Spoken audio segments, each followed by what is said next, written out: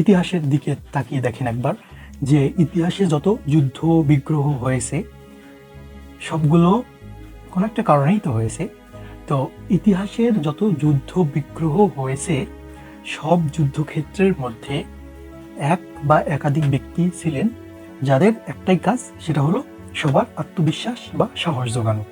সেটা হোক গানের মাধ্যমে, কবিতার মাধ্যমে, অথবা কোনো লেখার মাধ্যমে, অথবা কৌতুকের মাধ্যমে। তাদের এটাই কাজ ছিল তাদের। তারা সবার আত্মবিশ্বাস বা সোলজারদের আত্মবিশ্বাস বাড়াবে। যেমন যদি আমরা ইসলামের ইতিহাস পর্যালোচনা করি, ইতিহাসের প্রথম দিকে দেখা যায় যে একজন সাহাবী ছিলেন, তার নাম হযরত হামজা রাদিয়াল্লাহু তাআলা আনহু। ওনার কাজ ছিল যুদ্ধক্ষেত্রের মধ্যে কবিতা লিখতেন এবং সেগুলো আবৃত্তি করে শোনাতেন। কবিতার বিষয়বস্তু কি? আমাদের শত্রুপক্ষ এরকম, তাদের দুর্বলতাটা এরকম, আমাদের স্ট্রংনেস এরকম, আমরা একমাত্র আল্লাহর জন্য কাজ করতেছি, আমাদের জিততে হবে। আবার যদি আমরা মহাভারতের দিকে তাকাই, মহাভারত এমন একটা বই, এমন একটা গ্রন্থ, যেখানে মহাভারতের সম্পর্কে বলা হয় যে যা নেই ভারতে তা নেই ভারতে। মানে এই ভারত উপমহাদেশের মধ্যে এমন কোনো কিছু ঘটে নাই বা ঘটবে না যা মহাভারতে নাই। সেই মহাভারতের মধ্যে কুরুক্ষেত্রের যুদ্ধ হয়। সেই কুরুক্ষেত্রের যুদ্ধে অর্জুনকে সাহস জুগিয়েছিল শ্রীকৃষ্ণ, যা এখন শ্রীমদ্ ভগবদ গীতার মধ্যে পাওয়া যায় সেই বাণীগুলো। ঠিক এরকম আমাদের মুক্তিযুদ্ধর সময়ও একজন এই শ্রীকৃষ্ণের কাজ করেছেন। সেই ব্যক্তিটার নাম হলো M.R. আখতার মুকুল। তিনি লিখেছিলেন চরমপত্র। তার কাজ ছিল প্রত্যেক দিন 8 থেকে 10 মিনিট চরমপত্র পাঠ করা। তিনি 8 থেকে 10 মিনিট চরমপত্র পাঠ করতেন, উনি নিজেই লিখতেন, লেখার পর ওটা পাঠ করতেন, রেকর্ড করতেন এবং স্বাধীন বাংলা বেতার কেন্দ্রের ট্রান্সমিটার থেকে ওইটা প্রচার করা হতো। এবং পুরো বাংলাদেশের সব মুক্তিযোদ্ধা, এমনকি পুরো বিশ্ব সেই বেতার কেন্দ্রের সেই বেতার বাণীটা শুনতেন এবং তাদের আত্মবিশ্বাস বৃদ্ধি পেত। এই চরমপত্রের মধ্যে কি বিষয়বস্তু ছিল? বিষয়বস্তুটা হলো উনি শ্লেষাত্মক ভাষায় পাকিস্তানি বাহিনীদের ব্যঙ্গ করতেন, যে তাদের এখানে এরকম হয়েছে, ওখানে ওরকম হয়েছে, বুট্টু সাহেব এরকম করেছে, এমন ব্যঙ্গ করতেন যে আপনার হাসিও পাবে এবং আত্মবিশ্বাসও বৃদ্ধি পাবে। যেমন এক সময় পাকিস্তানি বাহিনীর সম্পর্কে বলেছেন, ঠেলার নাম জসমত আলী মোল্লা।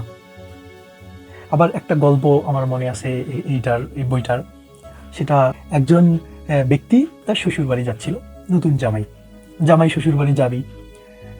যাওয়ার সময় তার মা তাকে বলল যে শ্বশুর বাড়ি যাচ্ছিস, কখনো শরীয়তটাকে নষ্ট করবি না, মানে শরীয়তটা কখনো হেলা করবি না। শরীয়তটা কি?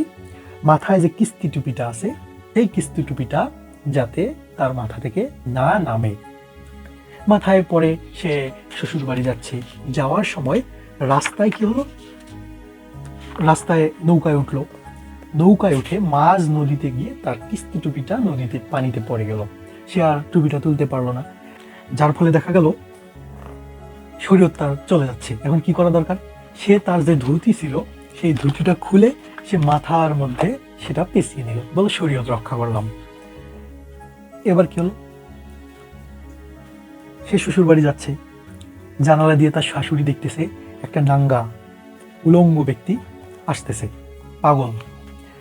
কিছু দূর আসার পর যখন শ্বশুর বাড়ির খুব কাছাকাছি, তখন দেখতেছে যে আরে এ তো জামাই, নতুন জামাই, এরকম সাজ কেন? তখন জামাই চিল্লায় চিল্লায় বলতেছে যে আমি কিন্তু শরীয়তটা ঠিকই রক্ষা করছি, আমি উলঙ্গ হতে পারি কিন্তু শরীয়তটা ঠিকই রক্ষা করছি। ঠিক এরকম অবস্থা মুক্তিযুদ্ধের সময়, যুদ্ধের ঘোষণা করার পর যখন M.R. আখতার মুকুলের ভাষায় যখন গাবুর বাড়ি খাচ্ছিলেন ইয়াহিয়া খান, তখন তার এরকম অবস্থা হয়ে গেছে। আমি আজকে M.R. আখতার মুকুলের একদিনের লেখার একটা অংশ পড়ব। তার আগে বলি, এই চরমপত্রটাকে বলা হয় ৭১-এর অস্ত্রহীন যুদ্ধ। শেক্সপিয়রের একটা লেখায় আমি পড়েছিলাম, উনি লিখেছিলেন যে the pain is mightier then the short. তার মানে হলো একটা কলম একটা তরবারের চেয়েও শক্তিশালী। এটা শাব্দিক অর্থ। যদি আমরা এই লাইনটা the pain is mightier then a short, এটাকে যদি আমরা আরো ভালোভাবে উপলব্ধি করি তাহলে বুঝবো দ্য পেন দিয়ে শেক্সপিয়র বোঝাতে চেয়েছিলেন যে রাইটার, যিনি লেখেন, তিনি হতে পারেন সাংবাদিক, তিনি হতে পারেন কবি, তিনি হতে পারেন লেখক। যারা লেখেন তারা মাইটার দিন শক্তিশালী কাদের সে? সোলজারদের সে। এমআর আক্তার মুকুলকে তাহলে আমরা বলতেই পারি যে উনি একজন শক্তিশালী মুক্তিযোদ্ধা ছিলেন।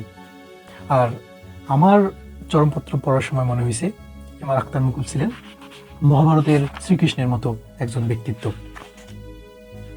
আজকে তাহলে চরমপত্রের একটা অংশ পড়ি। মিউজিক কারবার। ঢাকা এখন মিউজিক কারবার চলতাছে। চাইরু মুড়োর থনে গাবুর বাড়ি আর কুস্কা মাইর খাইয়া ভোমা ভোমা সাইজের মাসুয়া সোলজার গুলো তেজগাঁও কুর্মিটলায় আইসা আ আ আ দম ফালাইতাছে। আর সামনে হিসাবপত্রে তৈরি হইতাছে। তোমরা কেটা? অ অ অ টাঙ্গাইল থেকে আইসো বুঝি। কতজন ফেরত আইসো? ৭২ জন। কিতাবের মধ্যে তো দেখতাছি ১,৫০০ পোস্টিং আসিল। ব্যাস ব্যাস আর কইতে হইব না, বুঝা ফালাইছি। কাদেরিয়া বাহিনী বুঝি বাকিগুলোকে হেই কারবার কইরা ফালাইছে। এইটা কি তোমরা মাত্র ১১০ জন কি লাগা? তোমরা কতজন আসিলা? খারাও খারাও, এই যে পাইছি ভৈরব ১২৫০ জন, তাহলে ১১৪০ জনের ইন্নালিল্লাহ ডট ডট ডট রাজিউন হইয়া গেছে। হোক, কোনো ক্ষতি নাই। কামানের খোরাকের লাগাই এগুলা বাঙ্গাল মুলুকে আনা হয়েছিল। রংপুর, দিনাজপুর, বগুড়া, পাবনা মানে কিনা বড় গাঙের উত্তর মুরার মাসুয়া মহারাজগো কোনো খবর নাইকা। এই সব এলাকায় ১০০র কারবার হইছে। আজরাইল ফেরেশতা খালি কোম্পানির হিসাবে নাম লিখা থইছে। ডাইনে মুইরা চাইয়া দেহি এগুলা কি খাড়াই রয়েছে। কি লজ্জা, কি লজ্জা। মাথাটা অ্যাঙ্গেল কইরা নজর মারতে দেহি কি কয়েক মাসুয়া অক্ষরে চাওয়ার বাপ মানে কিনা দিগম্বর সাধু হইয়া খাড়াই রইছে। ব্রিগেডিয়ার বশির জিগাইল, লোক কাপড়া কিধার গিয়া? জবাব আইল, যশোরে শার্ট, মাগুরায় গেঞ্জি, গলন্দে ফুল প্যান্ট আর আড়িসায় আন্ডারওয়্যার থইয়া বাকি রাস্তা খালি চিল্লাইতে চিল্লাইতে আইসি। হাই ইয়াহিয়া, ये तुमने क्या किया?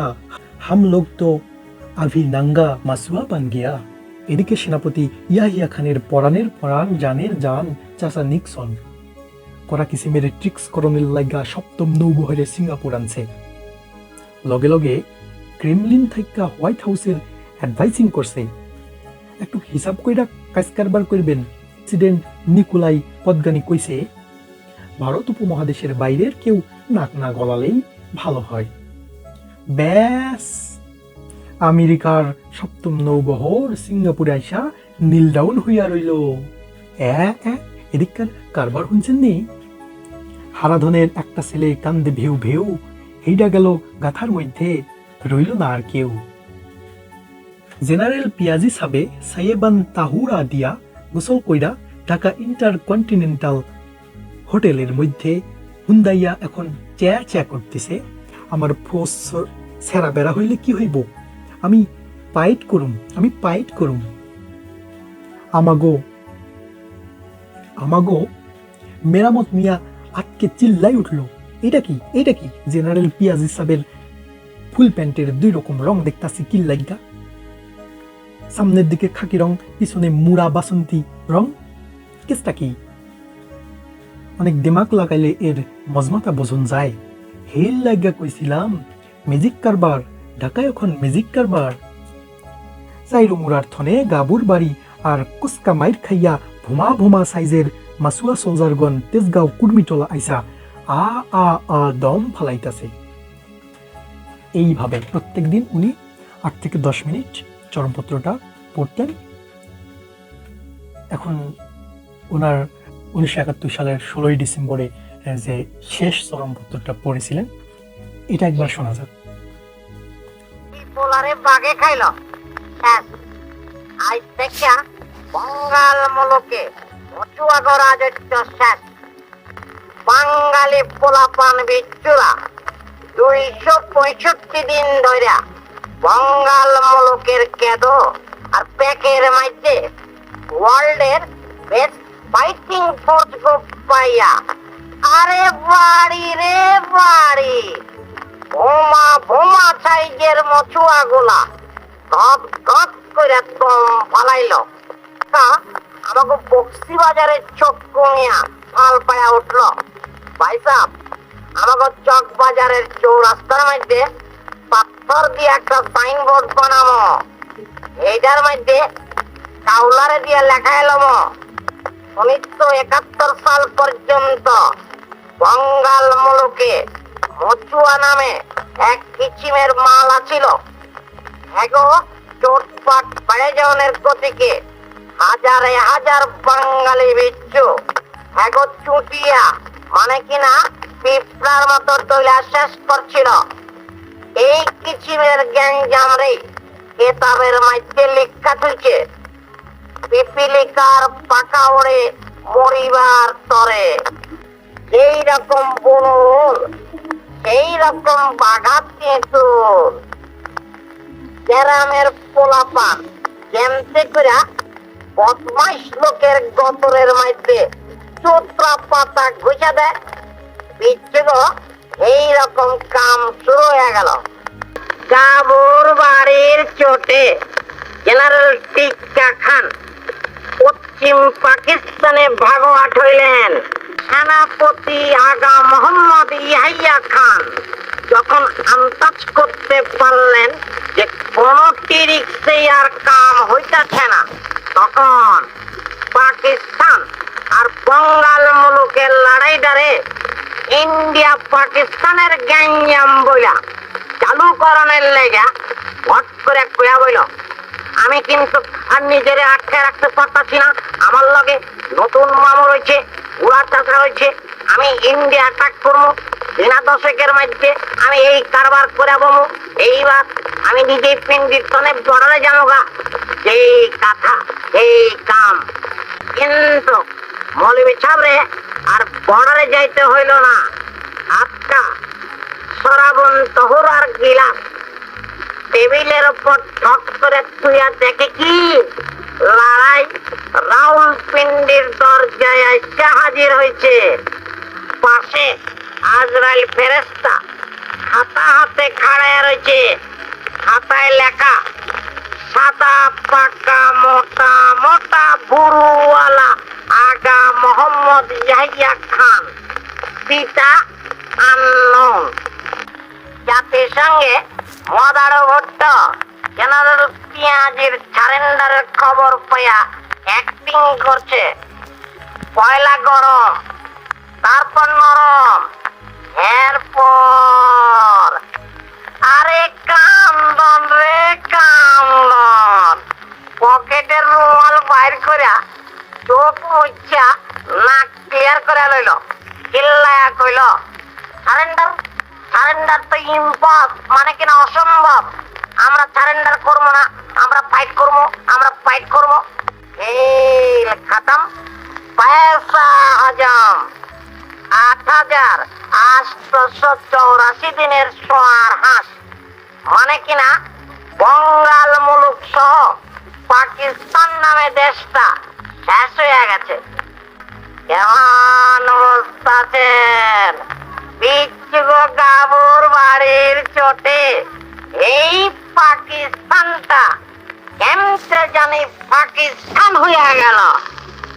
এই লেগেই কইছিলাম কি পোলারে বাগে খাইল শেষ।